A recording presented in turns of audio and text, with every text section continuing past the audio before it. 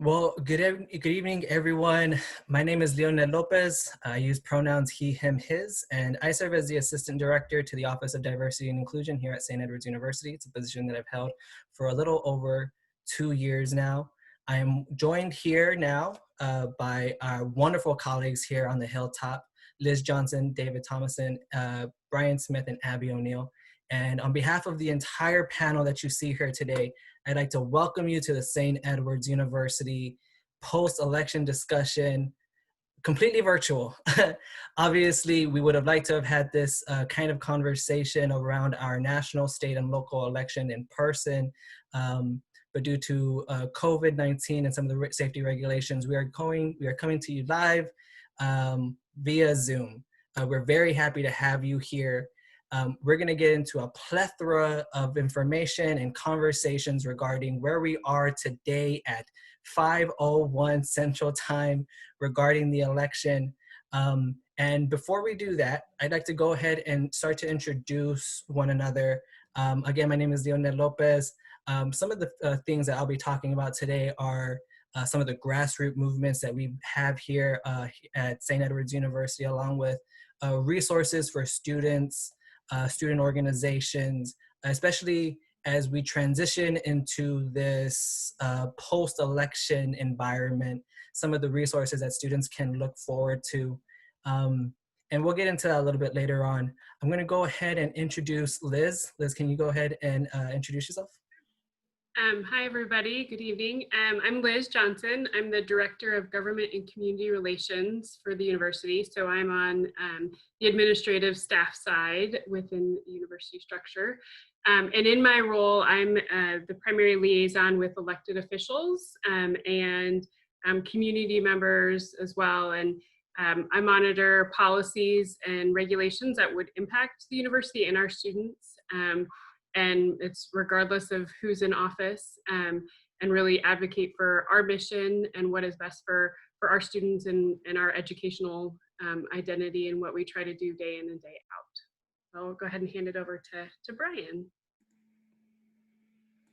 Okay, I'm Brian Smith. I'm professor of political science. I've been at St. Edward's since 2003. This is always an exciting day after the election to see what's going on, and just hopefully we'll have a great discussion. And David? Hi everybody, I'm David Thomason and I teach political science here at St. Edward's, and I have worked in politics and around the state capitol here in Austin for a little bit over 20 years. So I've seen quite a few different elections. One of the very first elections that I actually was involved in when I worked at the Capitol was the Bush-Gore campaign. And I was outside the Capitol at a big celebration for all night long for George Bush. It ended up with him saying basically everybody go home. And then we all went home for a couple of months to find out what happened. So I'm looking forward to tonight. I think it's going to be fun. And I look forward to visiting with everybody on the panel. The people that are here.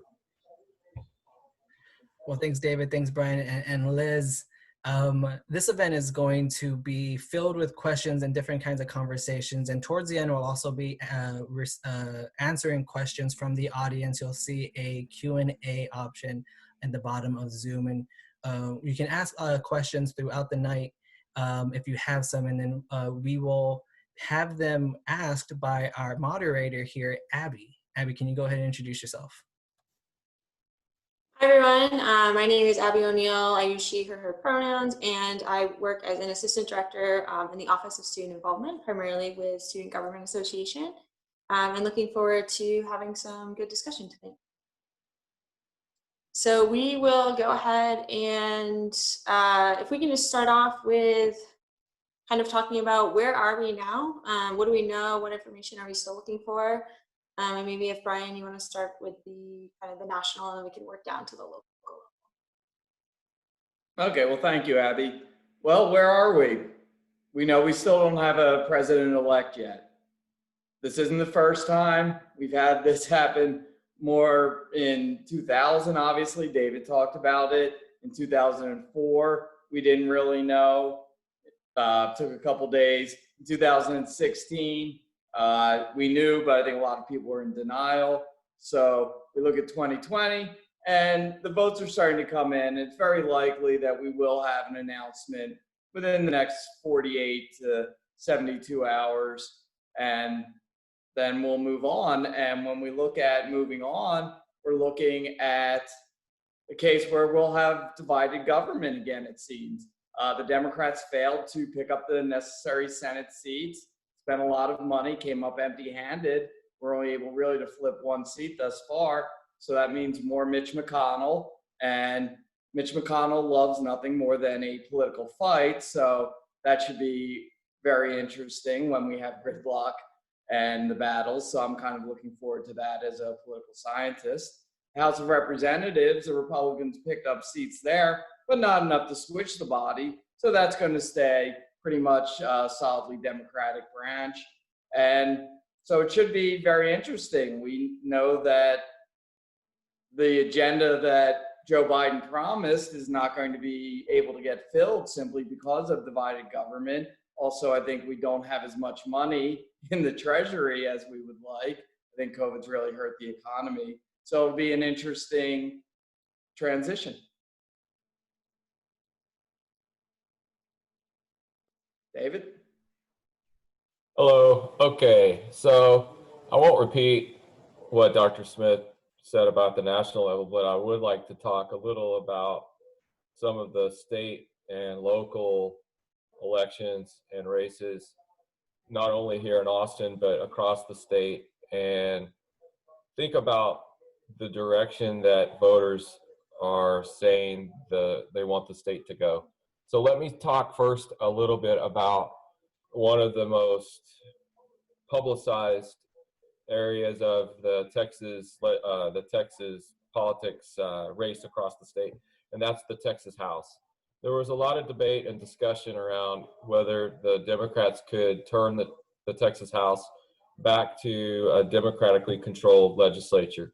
It's been almost 20 years since we have seen the state legislature have a democratically controlled body. And so a lot of questions, a lot of money was spent across the state. The Democrats put a lot, invested a lot in trying to turn the House blue. The results last night were exactly the same as they are now. There were 83 members of the Texas House that are Republican, and there remain 83 members of the Texas House that are Republican. There were 67 members of the Texas House that were Democrats, and there are 67 members of the Texas House that are now Democrats. There are some changes. There are some changes in the body itself. Some members that just lost their primaries earlier in March. Some members lost some in the general election. The most notable loss for the Republicans was a race in Houston. Sarah Davis, a moderate Republican, lost her race to the Democrat.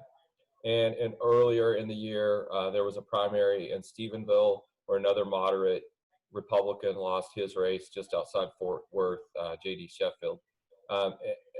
What I see in some of these races, and I'd like to kind of, at least from the House perspective, is that there are a lot of what some Republicans consider to be the moderate part of the party, that seems to be the direction that a lot of the members of the party are moving. In fact, today there was a press conference at the Texas Capitol where they announced, or at least a member of the House announced, that he had over 85 signatures to secure the position of Speaker of the Texas House. His name's Dade Phelan from Beaumont. And he announced that earlier this morning, had a press conference. And he's a moderate. If you look at the kind of the spectrum of the Texas House, he's a pretty moderate member of the House. But what I would say is that there are moderates that lost elections and in the Republican Party to Democrats that were really closely aligned to them. And so there's a lot of questions in Texas about the direction that suburban areas are going, and whether the suburbs are a place where the Democrats are getting more stronghold or whether the Republicans are securing those positions. And I will say that it depends. It's like any other demographic in the state, that the suburbs aren't a one-size-fit-all model. There are suburbs outside of Dallas, around the Dallas area, where the Republican Party swept the suburbs. And there are suburbs around the Houston area where the Democrats did better. And in Austin and the Austin area, we have several Democrats that have done well in the suburban areas. So I think there's a lot of, misunderstanding related to the idea that the suburbs are somehow just a mass block, and I don't think that's necessarily true. Statewide, all elected officials in the state are predominantly, almost entirely Republican. In the Senate still remains, the Texas Senate still remains Republican. So the legislature, the governor, are all going to continue to be Republicans. The wave of Democratic change was not here. The rural areas still remain strongly Republican and red. The urban areas continue to remain strongly blue. The suburbs, as I said, it's a mixed bag. It depends on where you go. On the local level, the main issues on the local ballot were city council races in Travis County, especially the city council races. All of the incumbents that were up for election, there were five seats up. One was an open seat. All five of them have at least are in a runoff or won the election. One city council member from Northwest Austin, Jimmy Flanagan, is in a runoff, and he'll be in a runoff. And it really is an interesting race because he's further out of the city, and many of the questions that were raised in his campaign are things dealing with the homeless policy, the camping ordinance, and Proposition A, the Project Connect issue, which Proposition A, the light rail proposition and other mass transit did pass. It passed, and so there will be movement in the direction of beginning the projects, beginning the issues around Proposition A, and Proposition B, which is also a series of different elements, but some of those deal with transportation and non-vehicle related transportation issues. So it was a really big night for state and local issues. I would say it was a big night on the state level for the Republicans, and on the local level, I think it was a pretty strong showing for progressive issues like mass transit. Liz?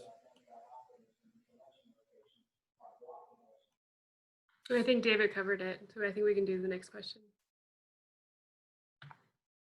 Awesome. Well, thank you. So the next thing we want to talk about is, are there any surprises that occurred last night, either in what was announced or not announced, as well as, you know, some of the races and things that were said? Well, I think the biggest surprise was how poorly the polling industry did again. Biden was expected to win easily. The models had Trump with a very small chance of winning, that it wasn't going to even be close. And at the end of the night, we didn't have a winner. It looks like the polls will be correct in that they'll predict a Biden victory, but nowhere near what they were actually saying. And they were totally missed some states. Florida, I think, was the biggest one that they said was really going to go that towards Biden, and ended up being pretty safe. Texas wasn't nearly as close as they were predicting. So I think polling really took it on the nose. And that's not good, because they didn't do a good job in 2016. And then they said we fixed our mistakes. And then in 2020, they've done just an equally poor job. Yeah, you know, Brian, you know, we had conversations prior to tonight's event, and one of the biggest topics that we had gone over was the role in which Pennsylvania was going to be when it comes to deciding the winner here. And there was a lot of conversation about not just Pennsylvania kind of deciding the winner, and other states such as Arizona kind of, showing us, where the election was kind of going towards. But did anybody expect that Pennsylvania was gonna, take this long? I know that people like Bernie Sanders had talked about, mail-in voting, especially for Pennsylvania, like playing a large role. But did we expect that mail-in voting playing this large of a role when it comes to states like Pennsylvania? Well, I think one of the things on Pennsylvania was it had voted Democratic in the previous 5 elections before 2016. So when it switched to Republican, everyone said that was an anomaly. And then when you looked at the polls, Pennsylvania, Biden was up, 8 points. And the fact that we're going to the mail-in votes now shows how close the election actually was, how bad the pollsters did on this. And I think the fact that it wasn't called last night meant that we're in the situation we are today, that the pollsters did just an absolutely miserable job of explaining this election, and are going to have to redo all their metrics to better represent that. And I think, the fact that turnout was also so high, I think also is another reason why the pollsters missed out, because they were anticipating good turnout, but not the level that it was. David, did you have anything to add to that, whether a surprise or polling in Pennsylvania?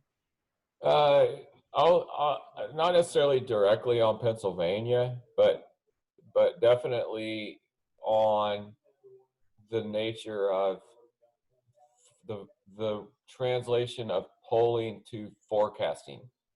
I think a lot of times, the 538 website, I think, is a good example of these percentages that they run, and they run these models, these simulations, and then they show all of these outcomes that show out of 40,000 times Joe Biden wins 90% of those simulations.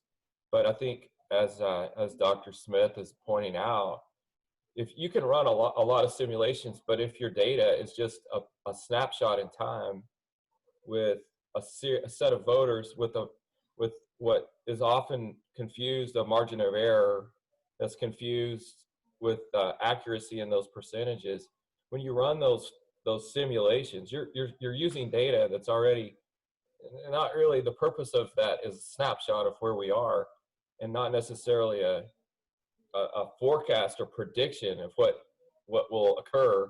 It's just telling us what happens in that point in time, and simulating that over and over is just simulating what happened at that point when they collected it.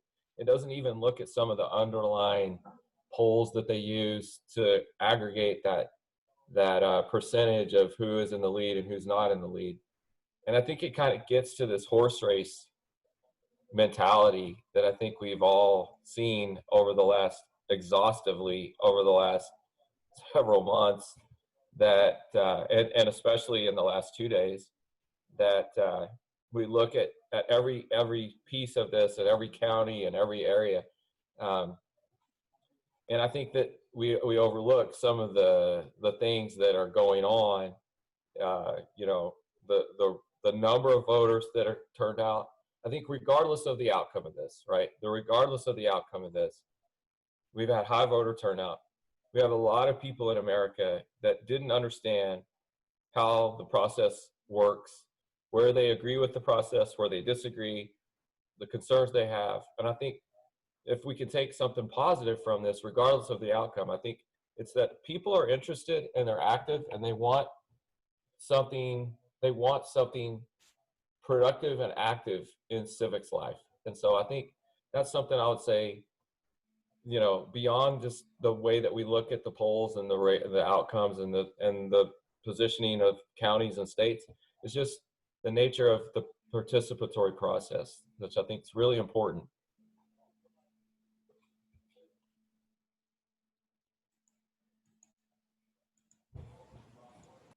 And I think we really saw that on campus too, with voting. I was just looking back at our running total for numbers of people who voted on campus, which, it's open to since I think about 2014, our campus polling site has been open to anyone in Travis County. So, or maybe 14 or 16. But in the presidential election in 2016, we had 631 people vote on campus, and that was the first day of early voting. And that was the highest number we'd reached in a really long time. Because in the primaries for 2016, so Super Tuesday of 2016, we had 250 people vote on campus, as compared to Super Tuesday, which was right before the pandemic, right before everything shut down. So in-person voting was still totally a thing. We had 815 people vote on campus. So from 256 in 2016 to 815. So that was a huge, huge increase. And then, we worked really hard as a campus to make sure that we were able to have voting, because in 2019, we used to be a mobile voting site, and the Texas legislature took away mobile voting. We don't have enough, we don't have a big enough population to have been a early voting in a full polling place. So we had been the first day of early voting as a mobile site for years and years and years. And whenever the legislature removed that, we worked really hard with Travis County to make sure that we could have a polling site on campus, and election day was the best way we could do that. So I think, and trying to host one during a pandemic yesterday took a lot of planning, and we had 277 people vote on campus, which is good turnout. It's not 815, but I think, we can't quite track the many students in Hilltop community who voted early, because there was 18 days of early voting in Texas, which was extended a week. So that really, I think we've all heard the news of the incredible Texas voter turnout, and every national report included some sentence about that for Texas too. So I think that was a really big piece. And I think I was just looking at something that Travis County voter turnout broke 70%, which I think the last time it broke 70% was in 1992. So, there was people who were very much, to what David was saying, very much activated, ready to be engaged in the civic process. And I think there's an understanding and an awareness that a vote does matter, and that it is this is a way we all can participate in the process too. So I think it's neat to be able to see what it is on campus. And I think when we hit 2022, I think those numbers will be even higher than 815. Yeah, and to kind of get back to what Dr. Smith was speaking about here a little bit about, some of the Democrats' expectations of, hopefully winning Florida and or Texas, and then seeing where Arizona was going to land. I think a lot of that deals with their expectation of the Latinx Hispanic vote, pushing on their side. And what we ended up finding out was that, we had a lot of, different types of the Latinx community voting for different types of reasons. And as we kind of dive into the cultural different aspects of voting reasons, especially within multicultural communities like the Latinx identity, you find a lot of that. So we have, a state like Florida, which has a large population of Cuban Americans, Puerto Ricans, and Venezuelans who are voting, against, this idea of socialism. And then we have states like Arizona, which had been under the attack of, certain laws, certain Republican-led laws like Show Me Your Paper laws. So we had a lot of those types of things. And I think it kind of dives into the conversation of how we are approaching communities of color and communities that we, recognize as marginalized and systemically oppressed, and how we're kind of communicating and reaching out to different types of demographics. And I think that's what we found out.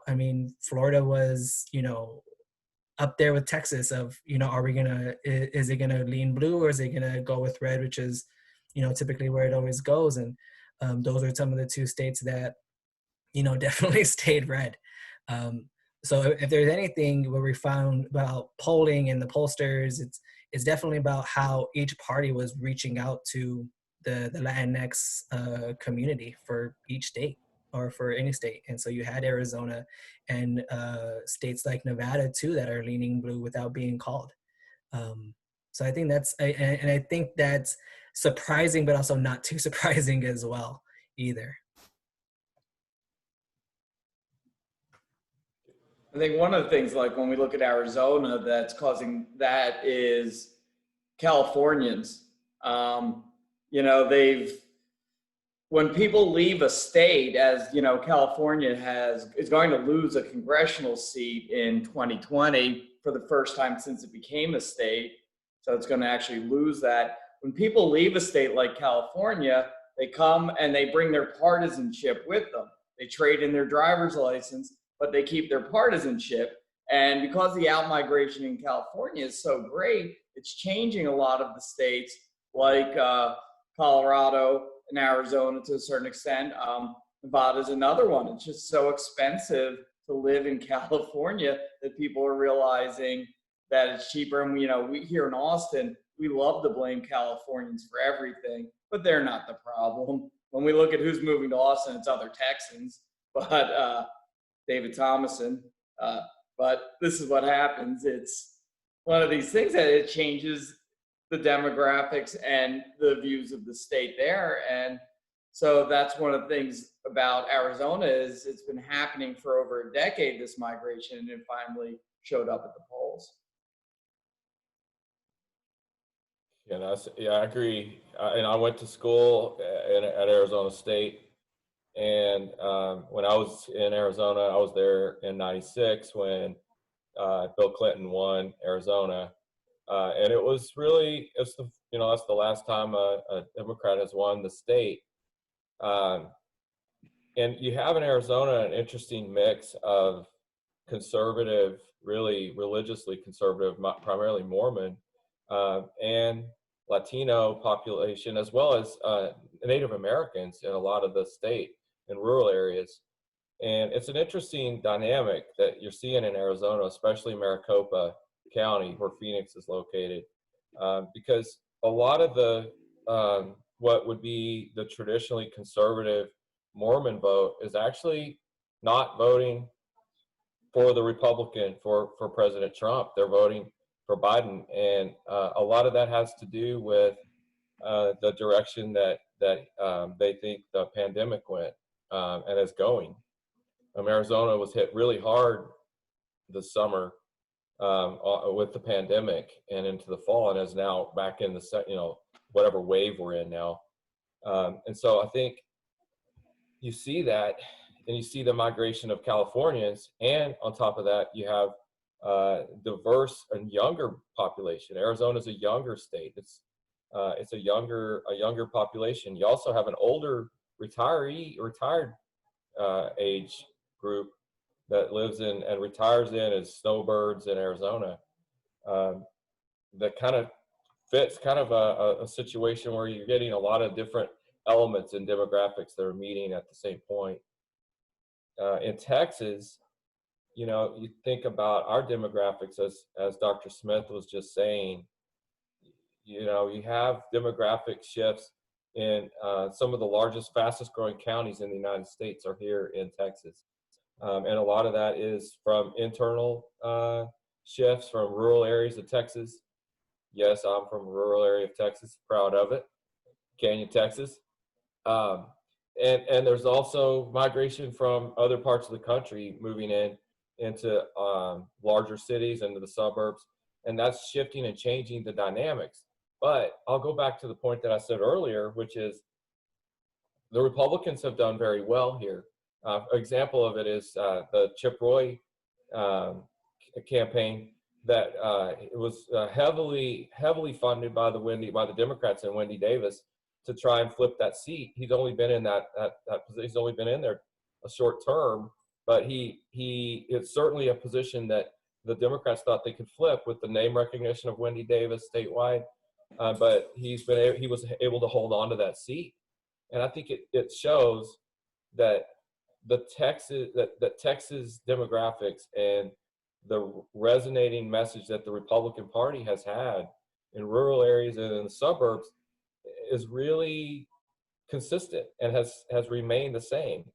So I think whatever the changes are, whatever the demographic is, Latino demographic, low income demographics, what socioeconomic differences, I think you're seeing success from the message. And so if I were thinking about from the Democrats' perspective, what I would be thinking about is, how am I going to change my message so that I can better reflect the rural questions about rural Texas and reaching out to rural Texas and identifying issues that rural Texas is interested in, and how am I going to reach out to the suburbs to be more successful in the suburbs? Well, David, I'm going to jump in. Were you surprised by the Wendy Davis result? I thought she was going to win that. And I did the news last night. One of the cutaways, I had pretty much said she was going to win. And then like 8 minutes later, he did 50%. I'm like, oh, wrong again, Smith. What did you think? Yeah, I think, if you look at the amount of emphasis that the Democratic Party placed on it, the amount of emphasis that the media placed on that election, everything around that election spelled upset by Wendy Davis, because of all the around it, the amount of funding that was spent just to unseat Chip Roy. Yeah. But I think that that district is not a solid red district. Right. So I think it is a sign that the Republican Party has done something well. They've been able to secure and maintain, even in what was apparently the biggest wave of the so-called blue wave in the state. So yeah, I was a little surprised by that. I was surprised because I did hear you say that, and I thought I could turn the TV off now, because Dr. Smith said that Wendy Davis won. So I was confident. I went to bed feeling good, and then woke up. Well, I did say, if you heard it, I did say, well, it's going to go down to the wire. To just after saying I think Chip Roy was a bad candidate. It was a wrong, and then it'll go down to the wire. Mm-hmm. Yeah, so still, wrong again. I think a lot of the surprises are in areas where the Democrats thought they would flip some of the seats one way, and I'll tell you, the other areas, some of the Republican Texas House seats around the Austin area that the Republicans thought they would flip didn't. So Vicki Goodwin's seat here in South Austin and Southwest, with Justin Berry, the police officer that was running for office, that didn't flip. You have the Taurico race in North Austin and Pflugerville, and he's a Democrat. He holds on to that seat. You have Kerry Isaac and Aaron Zwiener race in Dripping Springs and Hays County, where that has been a district that's gone back and forth from Republican to Democrat for several years.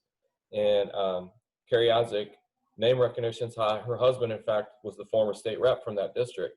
So she had a very organized campaign and wasn't able to succeed. So all of those, I think, what you're saying earlier about Wendy Davis spell on a congressional level of the markings of sort of an upset by the challenger. But Chip Roy's message resonated. And I think that's to the credit of the Chip Roy campaign, that they were able to sustain and identify the voting group that they needed to win that seat. It could also just be, Chip Roy's message could have definitely resonated, but, we also talk about name recognition and what Wendy Davis's name brings, and her, her voting history, especially here in Texas when it comes to women's healthcare. So it's a lot of different stuff as well. So, and that district is such a fascinating South Austin, North San Antonio, rural, all the way to Kerrville. So it is diverse, and also, carves out two kind of suburban, urban areas, but majority of it is rural, hill country too. So, it's a different, it's got a very demographic, and that probably, shown through in how the polling went as well. I haven't seen the breakdown by, any of the precincts of, who voted where, but I would guess Wendy Davis got votes in South Austin and North San Antonio, and Chip Roy got the rest of the rural. Wendy Davis was getting a lot of support when it came to Hayes County. She was out there at Texas State University, at the sites, and then I did a quick double check of the district, and I was like, oh, this is gonna be a lot. Right. Yeah. Well, and I think, that district, it's one of those fascinating districts with Austin where we have 5 or 6, U.S. House representatives, just because of the way the district lines were drawn to divide up back in the, at that time, to divide up Austin. Because you've got, Roger Williams district, just north of downtown, goes all the way to South Fort Worth. And, so you've got things like, these different districts that are the shape and size they are for political reasons. And, you continue to see a little bit of that shine through in how votes continue to be cast, and who continues to be able to win in those districts. And I think that's going to be a huge piece that's going to change during the legislative session, is that there was a lot of hope for the Democrats to win the House, because during legislative session, they'll draw the new districts, and with the new census numbers that Texas is, anticipated to pick up somewhere up to 3 seats. And I haven't, those numbers haven't been released yet from the census, the final numbers, but that's a policy decision that a vote yesterday can determine for 10 years. So, I think there's a lot of people have been watching all these ripple effects for the election too. I want to shift gears a little bit and talk about what some of the election results mean for the university, and kind of both the institution as well as the local community around St. Edwards. I think a big one, that we can say with certainty, because there's not a lot we can say with certainty, is that Prop A passed, which is the comprehensive transit plan for Central Texas, which has been decades in the making. I think there was a vote in 2004 that was a very similar plan to what we're looking at now that got killed.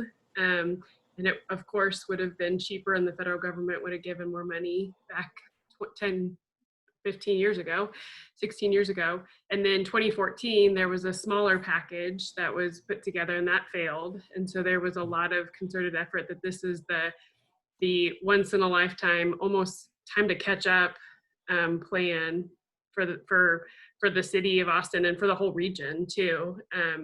And I think directly impacting St. Edwards, I think the hardest thing is that, the ground won't be broken for the line that would run on Congress until 2024. So St. Ed students of the class of 2030 something will get to enjoy the benefits of the plan, and the classes between now and then won't see it, or will see a lot of construction, particularly with the downtown tunnel. That's going to be a huge undertaking as well. But I think that's a really huge impact for the university, just because we were positioned on one of the main arteries. We were part of some of the initial engineering discussions when Cap Metro submitted information to the federal government, because there is a federal match in the tax dollars that are locally going to be put up. So I think that, that's something that as a university, we will be very, very actively engaged with, because it is literally on our front doorstep and will be a huge piece for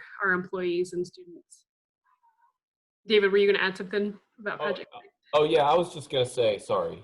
I think that the overarching project is, for the university. I mean, it puts us on the grid. It's right down Congress, right? So, I mean, for our students, and just thinking about internships, thinking about the direction that students can go in terms of ease of access. I mean, one of the big issues is how students are able to move around the city, and public transportation is it's sometimes difficult to find reliable ways to get to an internship.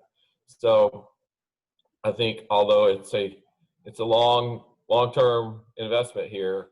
I think it will have positive consequences for how we move the university students and all of us around the city.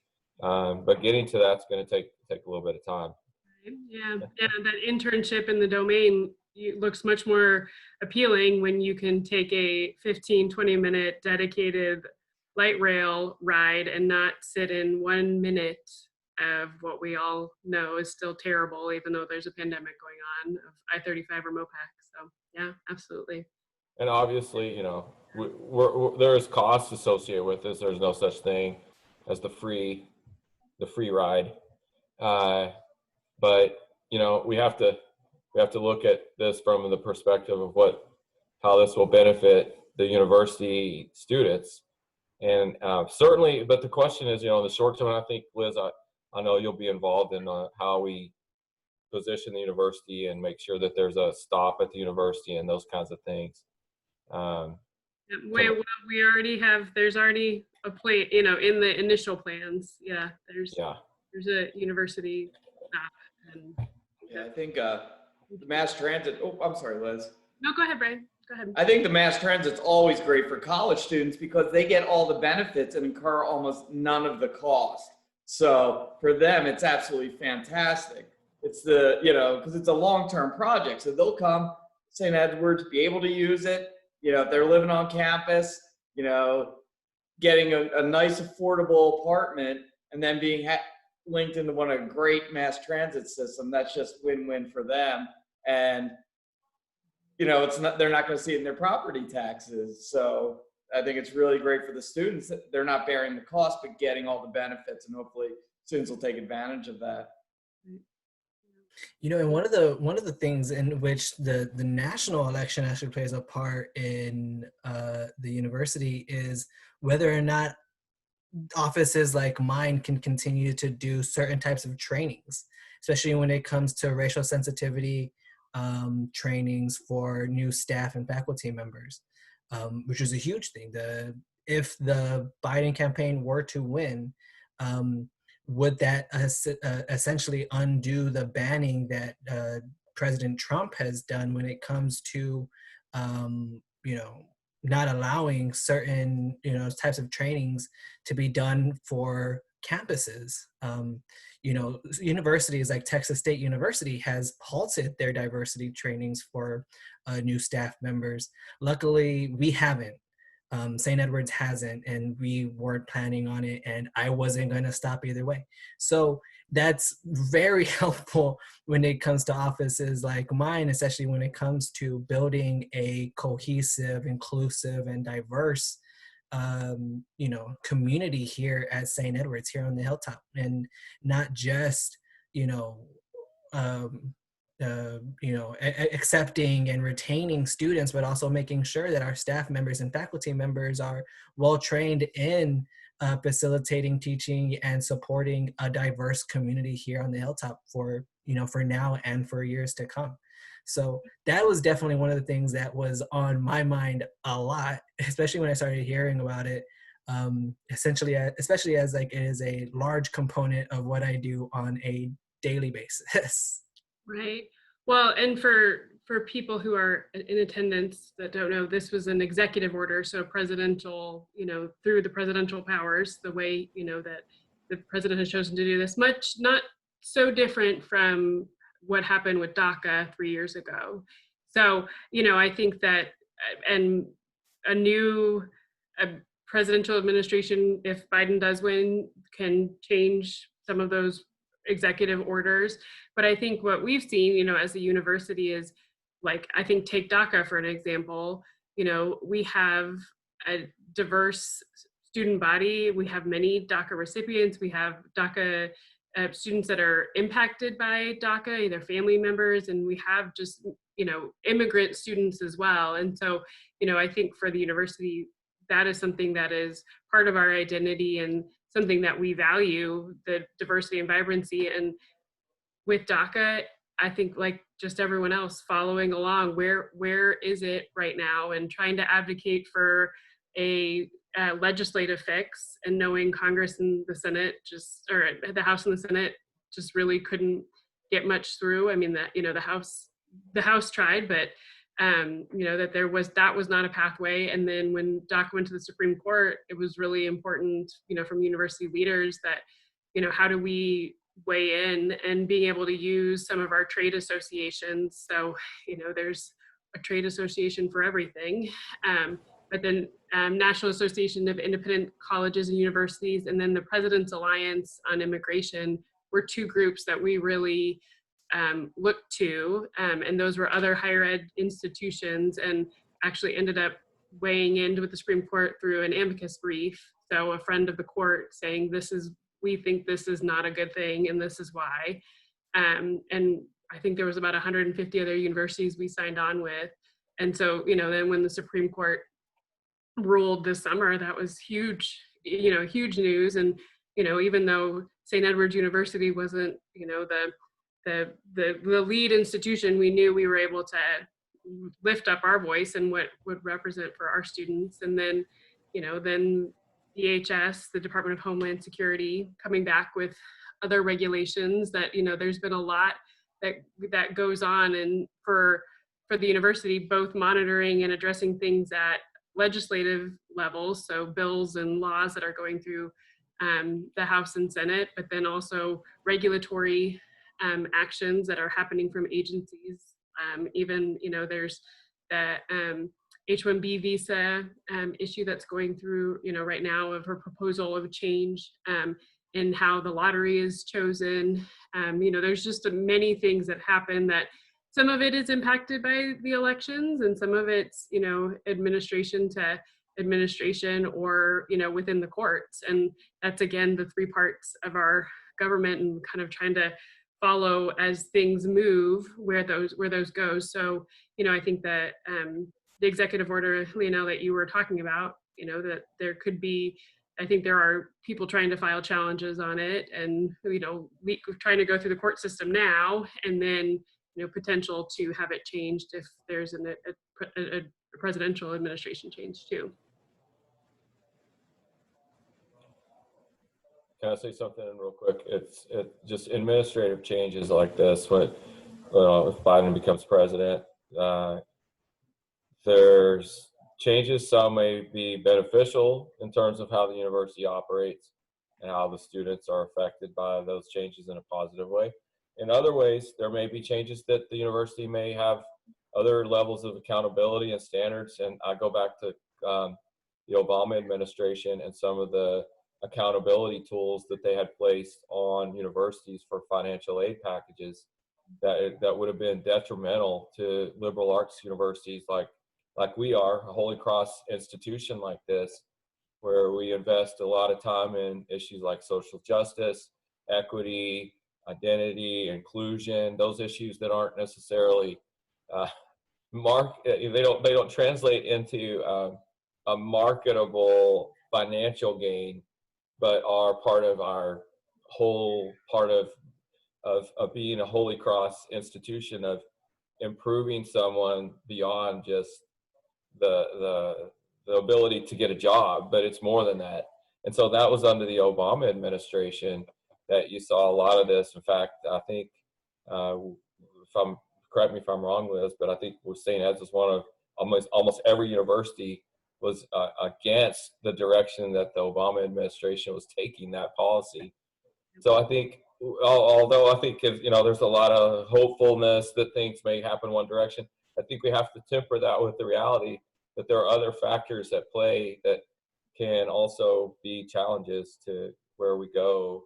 That'll make Liz's job always a challenge. Yeah, I think even just a recent example of that is that, you know, amongst the Supreme Court justice nomination and the election, we can't forget about how there's still a COVID relief package out there trying to number 4, trying to be processed. And we've been in this place since May.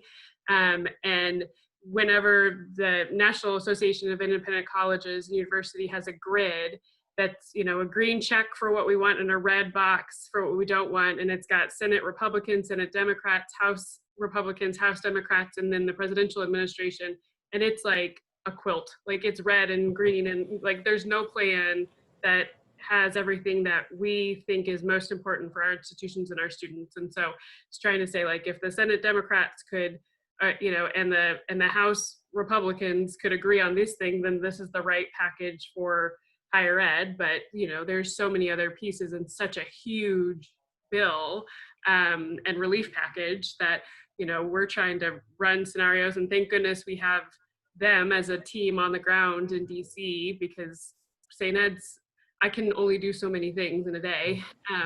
And so having, you know, them do that, but you're completely right that it, you know, it's trying to assess what we need and what our students are most beneficial to our students, and trying to line that up in the multiple levels, and trying to get the best we can from those pieces, and really tell our story. Because I think there's, you know, sometimes there's a belief that, you know, an institution like at St. Ed's has, you know, students who all pay full price and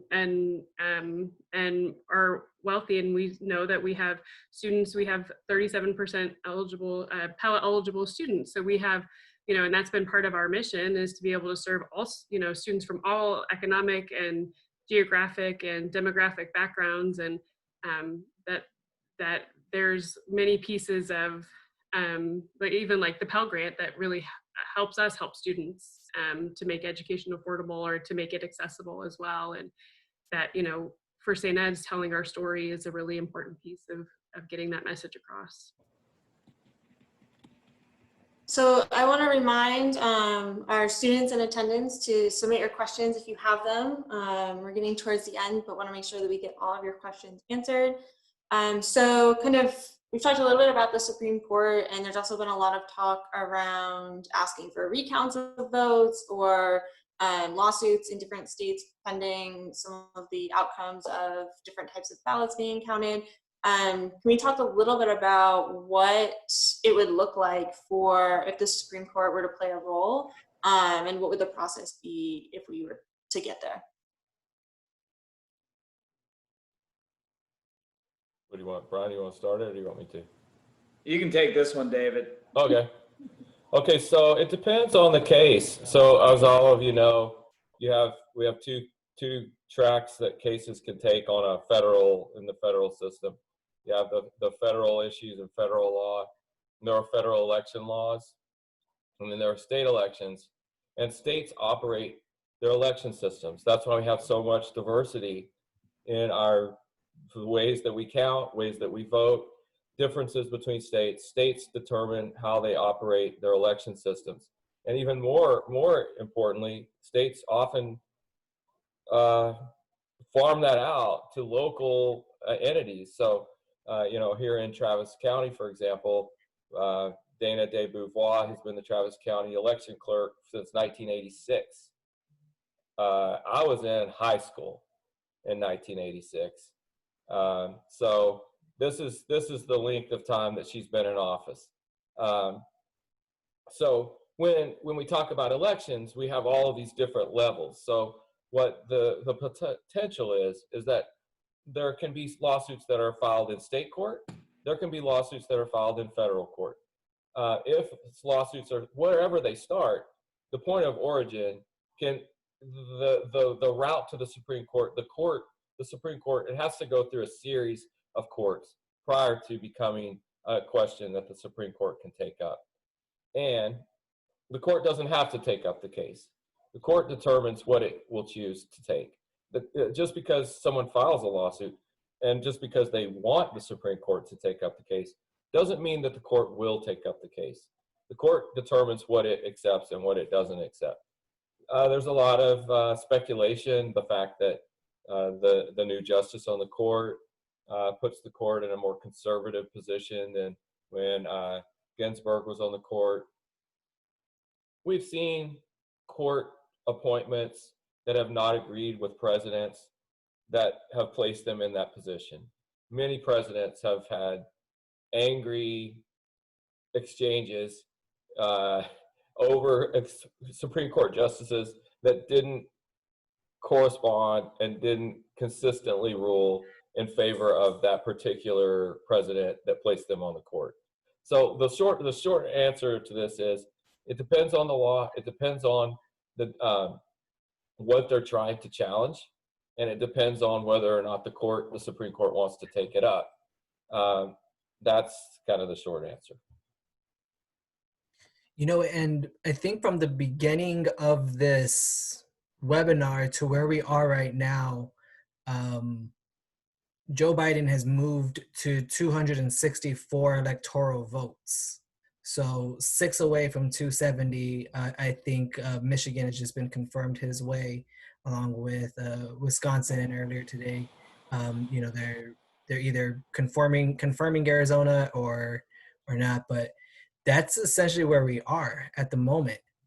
And a lot of it is the kind of conversation is due to, you know, these the mail-in ballots, and you know, President Trump being extremely vocal at the moment when it comes to Democrats stealing the election due to counting of the mail-in ballots, where it's, you know, tweeting out that you know, these mail-in ballots are somehow surprisingly, magically, I think was his word, that it is benefiting the Democratic Party. I think this conversation has to refer back to how COVID-19 has played a significant role in not just the policies for the nation, but also how it's affected our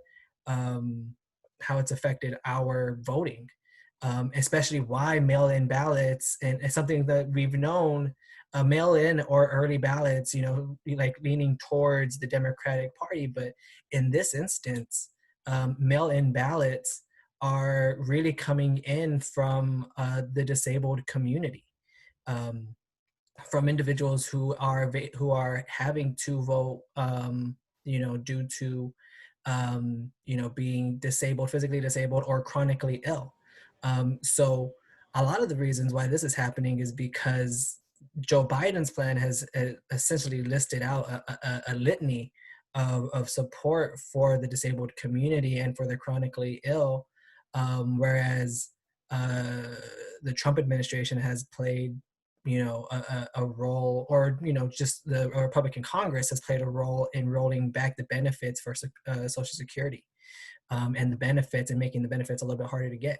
So I think it definitely comes to the conversations in which, you know, the disabled community and the chronically ill community has played a part, a demographic in which is hardly ever really spoken about, I think, when it comes to voting and elections.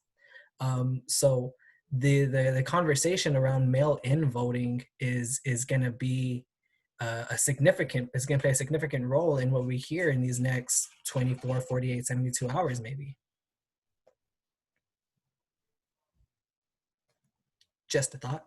I think so. I think it depends on the state, right? So you hear the Trump campaign saying, on the one hand, stop counting votes here. On the other hand, start counting votes here. And so I think it's just politics, right? It's the politics of positioning. You know, he's in a competitive race and he wants to win the race. And I think, you know, it may not be as eloquent as Biden is saying, let's let the process work. But I mean, Trump is using different tactics to basically say, I want the process to work the way I want it to work. And I mean, it's just part of I think it's part of his you know, personality. And I think the mail-in ballot question raises the questions about integrity of the voting process and the fraud nature of, is there fraud in the system?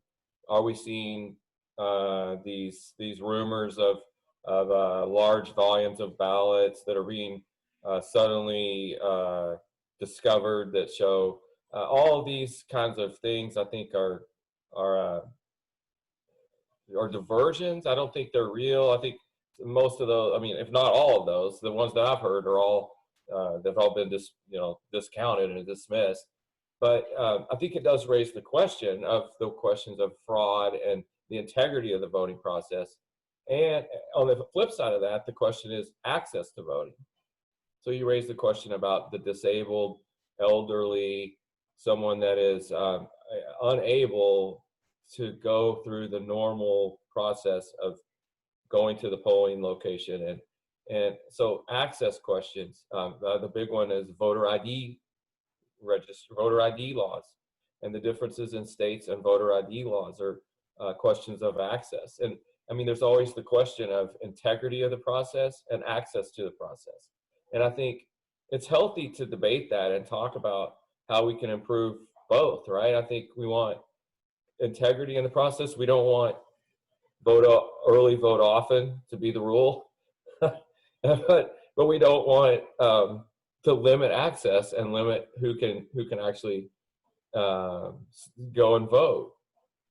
I don't know. What do you think, Brian? How much voter fraud do you think we see in our system?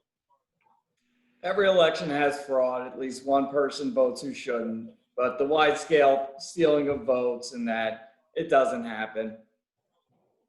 There's better ways to influence an election than by vote harvesting, dead bodies, or that. So I know there's, the great thing about our voter laws that we put in is it makes the election very safe. So it's the cost of trying to cheat your ballot outweighs any kind of benefit. You'd be better taking the money, giving it to a campaign, and trying to surreptitiously, I'm going to vote twice and commit a felony. So voter fraud, it's a good story and we love to hear it, but it doesn't happen that much. And yeah, okay, so let's kind of talk about that. So yeah, we know that, right? We know there's not this rampant voter fraud, but anytime these campaigns throw that out there, it seems like it's just red meat for the machine, for all of the Facebook and social media to pick that up. So the question is, how do we deliver? How is that message delivered so that the public understands that, and even if it isn't, that it's accurate information that's being delivered? Well, my initial response, and I think that's been part of the voter turnout, is the whole civic engagement. Part of being a good citizen is doing your research and looking at other places and hearing multiple messages and then thinking critically. Which, man, right? That's just a hot commodity these days, and a good reminder for all of us of being aware of where we're getting news and where we're getting information, and having at least a little bit of that, does this sound right? Maybe I should go look in a trusted, vetted news source and not Facebook. But it does take an extra step, and you have to care to take an extra step. And I'm sure that's what all of your students do, Brian and David, day in and day out. Every one of them. Yep. I know we're a little over 6. Yeah, so I wanted to thank you all for providing some insight and some context around some of the things that we have seen and not seen and will see in the next couple of days and potentially weeks. But I wanted to turn it back over to Lionel to talk about some of the resources that we have on campus, both for students to either attend or participate in, or just kind of get involved as the rest of the semester and spring comes into play. Typical Zoom where I forget to unmute myself. I definitely want to echo Abbie's sentiments when it comes to thanking our wonderful panelists here for joining us here tonight and dedicating an hour of their day, for a day like this. Obviously, an event like this and the purpose of this kind of conversation is meant to kind of answer questions that we might be feeling in the moment. But I think that it's also very important for us to kind of answer questions about where we could be in the future. And when it comes to resources here on the Hilltop, there are some that you can take advantage of very quickly. Campus Ministry will be putting on a post-election interfaith prayer service tonight at 7 p.m., so in about 55 minutes. If any students, faculty, or staff are interested in joining that, you can still register. All you have to go to bit.ly/post-election prayer. And each of those words are together but capitalized. So post-election prayer, capitalized for each first word. Because capitalization is pretty important when it comes to Bitly. I want to make sure I'm very clear on that. Students can also take advantage of the Student Leaders Toolkit, which was sent out earlier, where these links are also posted. As the Assistant Director to the Office of Diversity and Inclusion here at St. Edward's, I also supervise the Equity and Justice Council, who will be tasked with putting on a post-election self-care event, which is just kind of meant to check in with students to see how they are dealing with some of the residual feelings that they might be having post-election. We understand that a lot of students are going through a lot of different emotions, not just with the election, but due to COVID, due to social isolation, due to Zoom fatigue even.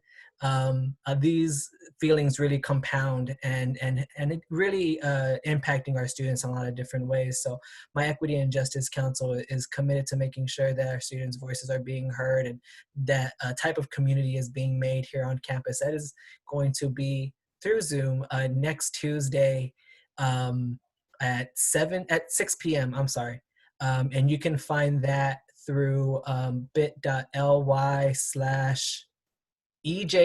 self-care. Ooh, I'm good at this. So bit.ly/EJC self-care is where you can log into a meeting like that.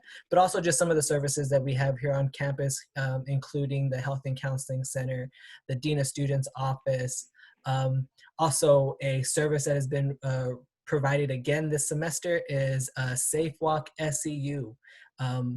It is a difficult time for a lot of students to venture out on campus right now, whether that be because of the time change getting darker a little bit sooner than usual, or also we have a lot of students that are feeling a little bit unsafe of being, outside moving around campus at the moment. We would definitely want to speak truth to that. So one of the things that they can do is contact the Safe Walk app. Abbie, is it an app or a phone call? I always forget how to get connected with that. They have an Instagram at SafeWalkSEU that has all the information, but there is a phone number, and I believe it's in the Topper Safe app as well. Fantastic. But they run Monday to Thursday, 7 p.m. to 10 p.m. Awesome. Thanks, Abbie. That was an ollie to the oop. Definitely, we want to make sure these conversations are continuing to be held. So continue to reach out to us if you have any other questions. Obviously, these updates are being made on an hour basis, but the University of St. Edward's University is committed to making sure that we are providing a safe place for discussions like this to be held, and that our students are being taken care of both mentally, emotionally, and physically. And with that, those are the resources that I have. We hope that you continue to engage in these conversations when needed. Make sure that we also understand that you might have been given. I think it was Dr. Smith or David who had said, sipping water out of the fire hydrant at the moment when it comes to. I think I talked about another liquid. Okay, yeah, that's very true. Yeah, exactly. So definitely take time for some self-care, everyone. But we're happy that everyone participated in this post-election discussion. I definitely want to take some more time out to thank our wonderful panelists, Abbie, for moderating. And that's all we have tonight, everyone. Thank you, guys. Is there any last thoughts, any last parting thoughts that you would like to give to our participants? Well, if your candidates didn't win in this election, it doesn't mean don't give up on voting. There's another election that's going to be just as important. Also, if your candidate did win, don't think the fight's over. Keep them accountable.